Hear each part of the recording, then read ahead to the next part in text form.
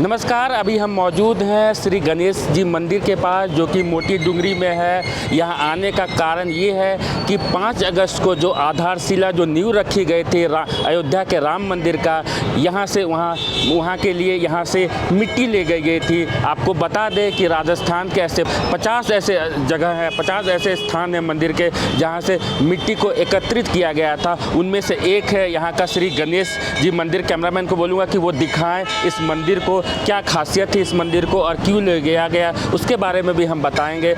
देखो, ये हिंदू राष्ट्र है, तो मेरे ख्याल से अभी दूसरे धर्मों और दूसरे जाति वालों को भी रहने का अधिकार है, उसके बारे में मुझे कोई प्रॉब्लम नहीं है। लेकिन ये हिंदू राष्ट्र है और भगवान राम का ये जन्मभूमि है, तो उसके लिए जो अभी मंदिर बन रहा है वो बहुत अच्छा काम करे मोदी जी। और सभी देखो, दुनिया में कई देश है जो टूरिज़्म के जरिए चल रहे हैं। ये तो हम हिंदुस्तानी है, हमारे भगवान है, उसका मंदिर हो रहा है, सारी दुनिया से टूरिस्ट आएंगे।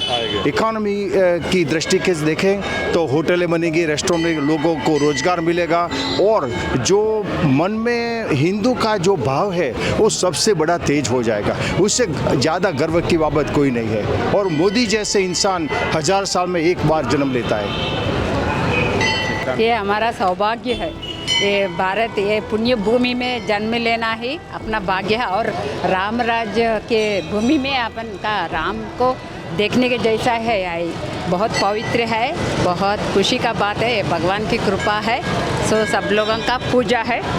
इस नॉट ओनली जयपुर राजस्थान के लिए, सारे भारत के हिंदुओं का भाग्य है। जो कुछ है, हम तो एक drop of the ocean water का एक ड्रॉप दान किए हैं। वो दान नहीं है, भगवान अपन को दिया, सो कृपा है वो। राम शब्द से कैसे राम शब्द को आप परिभाषित करते हैं? अगर राम दिमाग में आता है, सबसे पहले क्या आपके जहन में आता है? धर्म राम जी का से अपन सीखा है कि धर्म स्थापन रहना है। कोई भी लीडर आने दो, धर्म राज्य के लोगों की रक्षा करना है। प्रजा की रक्षा ही राम का पहला इच्छा था।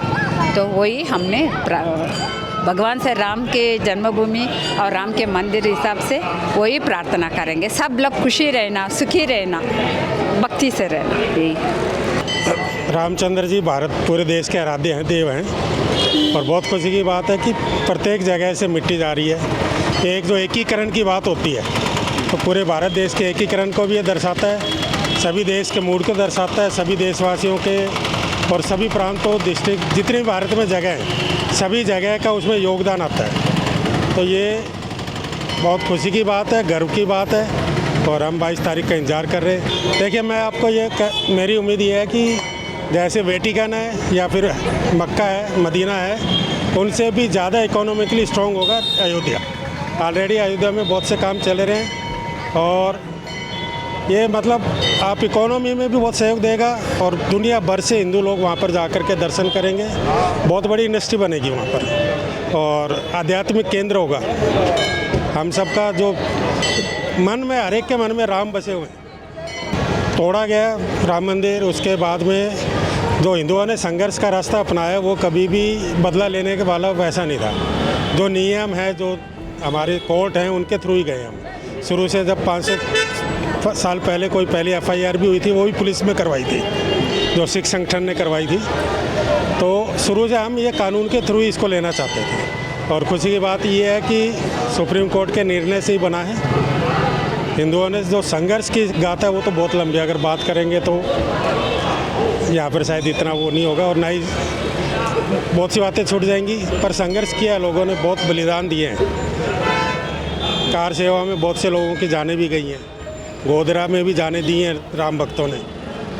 तो बहुत संघर्ष, बहुत कठिन परिस्थितियों के बाद में हम आज राम मंदिर का निर्माण देख पा रहे हैं। देखिए, मोदी जी ने जिस तरीके से पिछले 7-8 साल में वास्तविक में जो हमारी भारतीय संस्कृति है और इसके ज्ञान को मनवाया वर्ल्ड में। पहले तो ये कह देते थे भाई हिंदू मतलब एक तरह का आज भी चलाते हैं कि अंधविश्वासी हैं।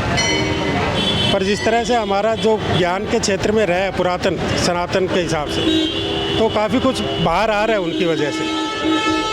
जब वो है, इसलिए पूरे वर्ल्ड में छा रहे हैं, पूरे सनातन की तरफ वापस जा रहे हैं। और लोग मानने लगे हैं कि हाँ भाई, जो यहाँ का ज्ञान परंपरा थी उसमें कुछ बात है, उस पर वो शोध भी कर रहे हैं, विचार विमर्श भी कर रहे हैं। हालांकि शोध पहले भी हो रहे थे। देखिए, कुछ समय पहले तक ये था कि सनातनियों के अंदर ही हीन भावना भर दी गई थी। मोदी जी के आने के बाद या पिछले 8-10 साल से वो हीन भावना ख़त्म हो रही है। अगर मोदी जी स्पष्ट रूप से अपने धर्म का पालन करते हुए दिखाई दे रहे हैं तो सनातनी में यह है कि हाँ भाई, हम भी हमारे धर्म पे गर्व कर सकते हैं, हम खुलेआम प्रदर्शन कर सकते हैं, हमें भी करना चाहिए। तो उसका एक बहुत बड़ा प्रभाव कर रहा है। अगर आप अपने धर्म, अपनी बात पे गर्व करेंगे तो दूसरे भी उसको मानेंगे। तो इसलिए इसका प्रचार ज़्यादा होगा और आने वाले समय में और भी ज़्यादा होगा। 1901 की जो जनगणना थी उसमें मुसलमान 11% थे सिर्फ। मतलब 800 साल में मुसलमान इतने ज़्यादा नहीं बढ़े थे। अंग्रेज़ थे, मुग़ल थे, उनका थोड़ा सा तो जो भी शासनकाल रहा होगा। उसके बाद कुछ हमारी पॉलिटिकल पार्टीज ऐसी आई जिससे तुष्टिकरण की नीति अपनाई गई। अब आप अगर 1991 का जो कानून देखें मंदिरों, ये पूजा स्थल का, तो हिंदुओं ने तो कोई तोड़ा ही नहीं था मंदिर किसी का, कहीं कब्जा है ही नहीं। तो फिर वो किसके लिए लाए थे? तो वो जो एक उस समय पॉलिटिकल एनवायरनमेंट था या एक पूरा एक निर्माण किया हुआ था एक नैरेटिव का, तो उसके चलते हमें काफ़ी नुकसान हुआ हिंदुओं को और अड़चने तो आई हैं। पर उनको भी संघर्ष करके जो जीता है ना, उस जीत की खुशी बहुत अलग है। इतने अवरोध पैदा करने के बाद, इतने मुश्किलें खड़ी करने के बाद, वो भी हमारी लोगों के बीच में से जो हिंदू बने हुए थे वो ही हमारे अगेंस्ट में लड़ रहे थे, क्योंकि किसी पॉलिटिकल पार्टी से वो संबंधित थे।